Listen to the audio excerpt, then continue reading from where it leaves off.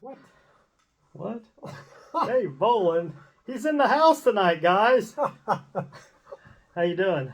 I'm doing pretty good, Mike. It's getting late, but I'm doing pretty good. Well, you wouldn't be at the Shrewis residence if it wasn't late, right? If nobody else knows it, I know it. If I come to Mike during hunting season, I try to make sure I get to bed before he comes back in the house, because otherwise I won't get to bed until 1 o'clock, and I got to get up at 5 to go hunting. Yeah, I get it. I understand. Oh, So, boy. anyway. How you been? I've been really good, actually. I've been really good. I've slacked off taking my walk, an hour walk 2-3 times a week. And now I'm heading out west, so it wasn't too smart. Well, I hear that too. That's you need those walks. It shows that you walk because you look great. I feel great unless I Yeah. get to too much lifting, then I'm not so good. But otherwise, I'm awesome. I had a back surgery, so I took care of my sciatic nerve problem, so it's no pain basically. God bless that. Thank God. Don't you know that? I remember when you were here, you were in a lot of pain. 20, Bad. 2023, I did not Yeah. hunt first time in 60 years. Oh my goodness. Only time. I sat, actually, when I Yeah. came down here that year, I sat in the car and watched where I was normally hunt. And after a week, I said, this is enough. I can't do it no more. Just sitting in the car. That's I went not home. fun.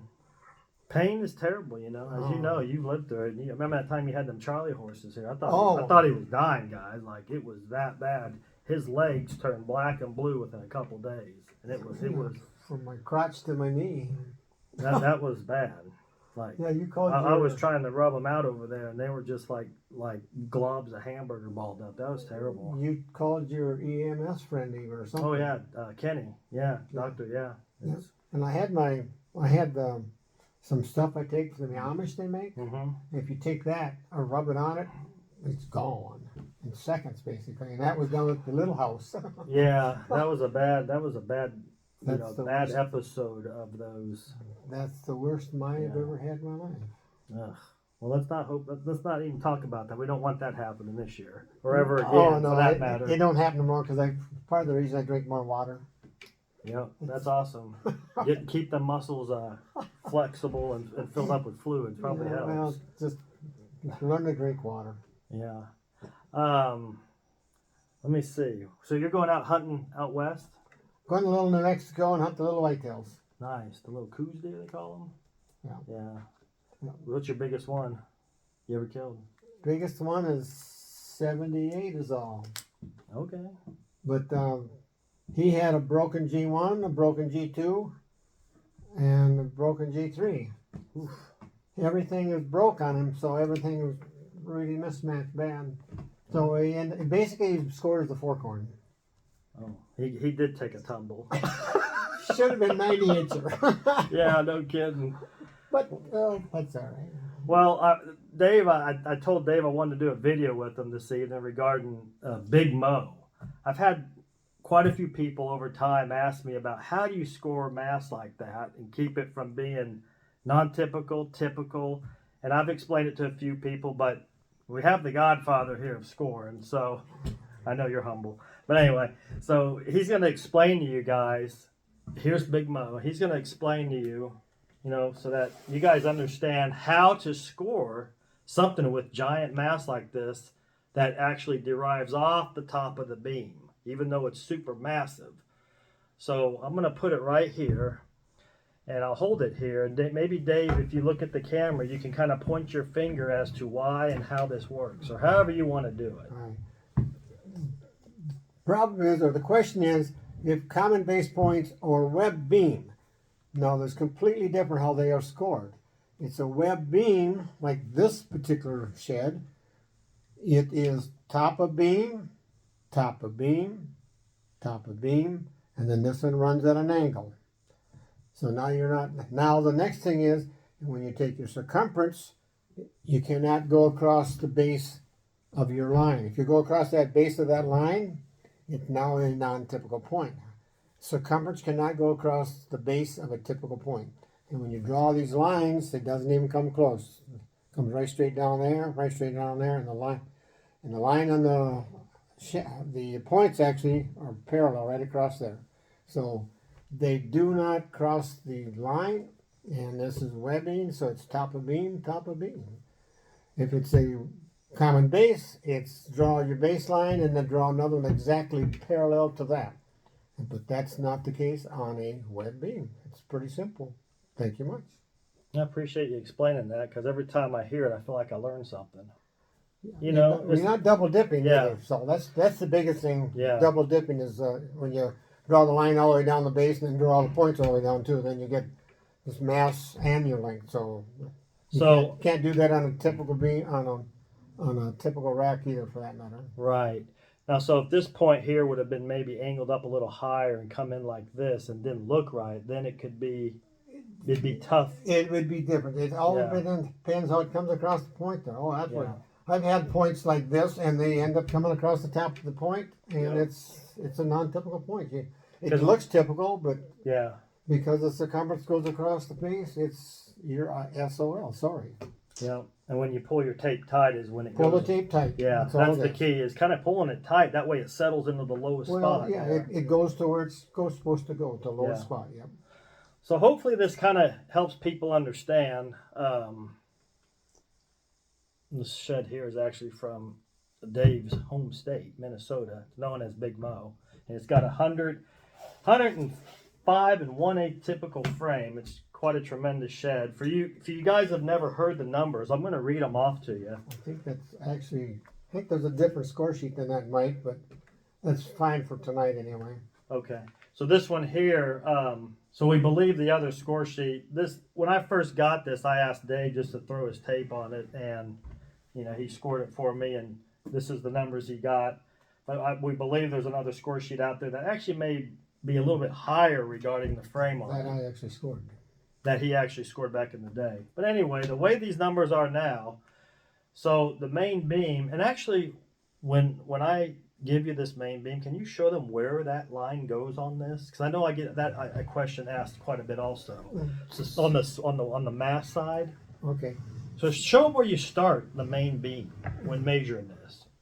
We always go on basically on the lowest outside edge over here, but make sure you're not going to the front of the point. Yep. So it actually looks like it's wrong because it's off here to the side. Basically, if you had a head on it, it would be over the eye is what it amounts to. You don't come down to here because now you just shortened it. So you actually come down here. How it sits on the head, and it comes right over, basically right here is what it amounts to. And then you just come up there, bit stay in the center of the beam. You just get it right up in that way they can see. Like that. I'm going to turn it sideways, Dave, and just look in the mirror. Or in the video, you can see right where it comes down to. Oh, yeah. So right. Just put your hand here. Oh, okay. Yeah. Basically, I think it's maybe right from here, not looking in from the side of it, but it looks like it's basically right from here. Yeah. And make sure you just got to remember what the top of the beam is and the bottom of the beam is. If you want to make it short, you run the bottom of the beam or toast to the bottom. If you want to make it long, you run the high. You can change the length of the beam by half an inch real easy from where you start by running it high or running it low instead of down the center. But just so we're keeping things straight, you don't run it high. You run it the correct way. You run center of beam, period. And show them where that would be on this big web mass. Same way on this one here now. The center of this beam is this. It's not this. Mm-hmm. You know, swing, this is not the center of the beam. Here's your main beam is right there. So here's where you run your line, right there, the center of that beam. And then, yep, exactly, to the tip. And see, right out to the tip. So yeah, you don't swing up because this is not beam, this is webbing. So it's changes on a web. It doesn't look right, but it's still the center of the beam, not the center of the webbing. Center of the beam. And that can be confusing because a lot of people think, well, if you're going around your beam, why isn't it up here? You know, and that could get confusing to a lot of people. Yep. Yeah. I agree. Yep. Yeah. So it's just. But then again, you're double dipping again, basically. Yeah. Because you're going on the top side, Yep. you're making it longer than it should be. Yes, That's because what you're muscle- already getting the mass measurement. Yep. Your tines come off the top, but you're getting your mass. And then if you go up in here with the beam, then you're getting more because you're going up where you've already measured on the mass. Yep, you're So getting length, is extra that, length. am I saying that right? It sounds kind of confusing, but it just makes sure to stand. Yeah, just big. I guess probably the best way to explain it would be if you didn't have this, Just do this and just draw the center, Yeah. just like a normal beam. If this wasn't webbed, what would this beam look like? Yeah. And that's what you stay the center of. Yep, that's yeah. So anyway, it's antlers. It's an awesome shed. Like, well, that and antlers are always a challenge because each one's a little different. That's what we love about them. So, Some of them are more challenging than others, and once you get to measuring more and more, they don't get to be as hard because you've seen the problem before. So that's what makes it nice when you've seen a lot of stuff, because you just feel more comfortable. That's all. mm-hmm. And I've seen probably as much as anybody ever has, but How- because I enjoy more than most people do.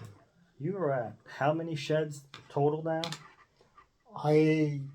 Last November 29th, I measured my 10,000th shed. But 10,000. Who would ever thought? but I like to measure more than that. Most people do, and they say I'm kind of a freak, I guess, in that sense. But it's something, everybody has their passion. Yeah, for And sure. my passion is measuring. And they get now, so it's likes to measure sheds more than racks because there are more of them, and it's not so much work as not easy. That's very true. So, and then how many racks you up to?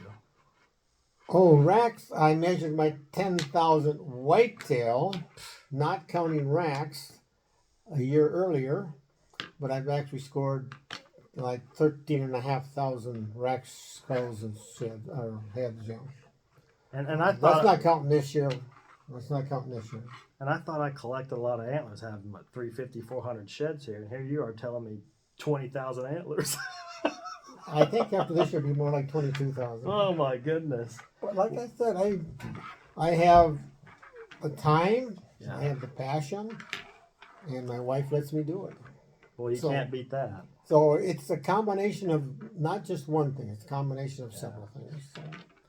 And I'm still active. I mean, I still like to do what I do, and I'm getting a little older finally, I guess. So anyway, His birthday's coming up, so if you see this video, wish him happy birthday. But he's gonna be 85, and 85, right?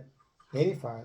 It's amazing. Like, if I lived at 85, that'd be amazing. But you look so good for 85. He's going over 100, guys. I know he is. I don't know if I want to be over 100, but I like to make it to 100. Right? Life's great. Well, I'll get back to reading a few quick measurements of this shed we're talking about. The main beam is 28.7. The brow tine. The brow tine is this one here. Which one was took? This one probably? I would think it's this one because the other two Okay. look like they come off of it. Okay, That's so what I would guess. It must be probably close to 8 inches, 8.5. 8 4/8 Yeah. inches. And then you got the G2 is 12, 11.6, 11.7 on this one. So that one's 11.7, 11.6. Mass is 6.3 at the base here at the very smallest, which is where all measurements are took on mass at the smallest. Then your next circumference is 5.5. Then you got 11 1/8. So if you got a replica out there, if anyone sees this, they have a replica, get a 1/4 inch tape, preferably steel, and measure that and see if it's the same, because this is the original and it's 11 1/8. You know, you just pull it straight down and do it tight. So that can tell you if your replica's a first generation copy, because if it's like 10.4, then that's not a first generation copy. It should be 10.7 or 11.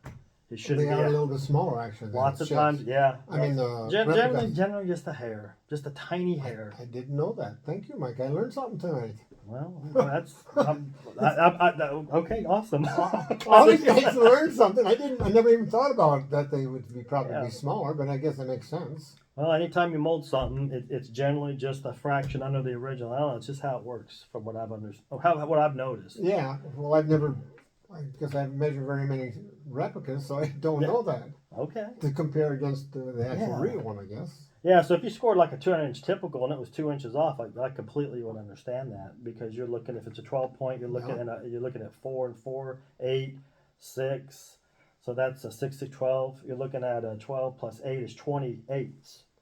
Plus Be all 2 the inches. points probably be a little bit shorter too. That's what I was counting. That's what you're counting also. Yeah. Okay. So it could be 2 inches shorter easily if it's Yeah. absolutely.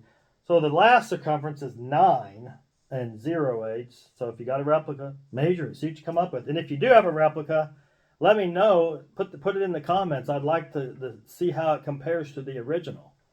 That would be interesting. Yeah, it's something people should know if they're ever going to sell an antler and have a replica. Over here we got non-typicals. They start out with 1 1/8, which would be the last point there on the burr. Then we got a 1/7. Yep. 3/2. And then we got a 2/2. And then we got a 1/5, which would be back here, one of the little boat anchor ties. Yep, 1/5, got a 1/1. Then we got a 3/1. And then we got a 5/3 and a 2/7, which would be that whale tail split. Yep. So you take that down, that's your longer one, and this would be the short one. So yeah, pretty cool shed. I've had this thing a long time, since 15 plus years now. So, but I hope you kill a big deer this year out there. Well, little whitetail hunting has not been very good the last few years. They're just getting not there, not the quality used to be there, and they're not, the numbers aren't there. So actually the last couple times I went, I think I only saw a doe and a fawn. Didn't even see a buck. So that was during the rut, but they moved the rut back 2 weeks into Mexico, which basically means it was over for where we hunt. So but anyway, since COVID we can't get drawn. We used to be 2 licenses, me and my buddy. We always got drawn, just 2 licenses. And then COVID came, and we have not got drawn until the January. I guess we got drawn in January hunt once now. Yeah. Well, I wish you the best of luck, and I know everybody watching this is rooting for you too. I think it's going to happen this year. Something tells me. Just the fact that I can go is what's neat nowadays. It's not that I get something anymore. Right. It's just that I'm healthy enough to go. So that's the biggest thing nowadays. Well, let's just keep that going. I have a shed here from Alberta, and Dave, when he saw it, his eyes got pretty big. It's about 101-inch antler, but it's 4.5 pounds, and it's from northern Alberta. Oh. And when Dave saw it, I mean, what do you think of that shed? In some ways, it looks bigger than that one because of the tine height, but because of the mass, that one there, of course, is going to grow it. But this has got something that's really unusual. It has this beam that curls up so it looks like a point. This here is the drop time, actually, in my opinion. But this is beautiful. It curves up. It doesn't come off in 90 like these do. So it rolls up perfectly like it's the beam. So. Yep. Look at that. It's a beautiful sweeping beam. It's super rare because it looks like a point and it's a beam. And it's northern Alberta. I mean, this thing is made out of straight up granite. Would you say this one weighed, Mike? 4.5 pounds. And that one? 4 3/4. So just a 1/4 pound difference. Oh but my God! I'll show you guys what a back view looks like of the two compared. But I mean, this only thing is 4 ounces difference. And look at this one here, the mass compared to that one. I mean, this thing is absolutely huge. Wow! Only 4 ounces. 4 ounces difference. That goes that density that comes from Canada. Exactly. And you know what, Dave? I truly believe if this was just a clean typical, I think it'd been a 4 pound 90 and 3/8 inch 5 point. Oh. Yeah, because look at it. Well, here's the non-typical. Yeah. Just those 3. Just man, I can't picture that being a 1/2 pound personally. No, I don't weigh a lot of stuff, but they should only like a 1/2 pound, those 3 points. I know. So it could have been a 4 pound 2 or 3 and 3 ounce 5 point, which would be the heaviest 5 point in the world. Like there's no, but it's what it is. It's not that. So it's not that. But the fact that it weighs that much, only off of that little bit of points, amazing. Yeah. So, well, you guys have a good night. It's late. He has to get up at 4 a.m., so we're gonna let you go. But Dave, love you, brother. Yeah, you're like a son I never had, Mike. Oh, I know, I know. It's been a long time, a lot of years together. That's for sure. 20 plus. Yeah. I've almost watched you grow up, almost. Well, the first time I met you was when you scored the Kansas 148, and I'll never forget that. You looked at me and you said, "You know what you got, young man?" And I said, "A big shed," and you're like, "You got the world record non-typical single." I'm like, what? What? I mean, that's going way back. That's going way back, is right. I had it maybe a couple years, I think, or something, and Odie had scored it, and he was like, "It's got to be panel because it's so big." And yeah, one thing led to another, and we met up at John Cooner's, which is no longer with us, and then Mike McKenna, you, and Mike- Odie. Yeah. So there was 4 scores there. 4 scores there. Yeah, that antler weighs 4 pounds, 2 to 3 ounces, so it's a little over 4. It's a good one. 148 6/8. 148 6/8. World record for quite a while. Yeah, it was for a long time. Yeah. Anyway, you guys have a great night. About knocked the phone off. Anyway, you guys have a great night, and we'll catch you again. All right. What'd you do to make it start? I just my hand. You use your hand and you just go like that, but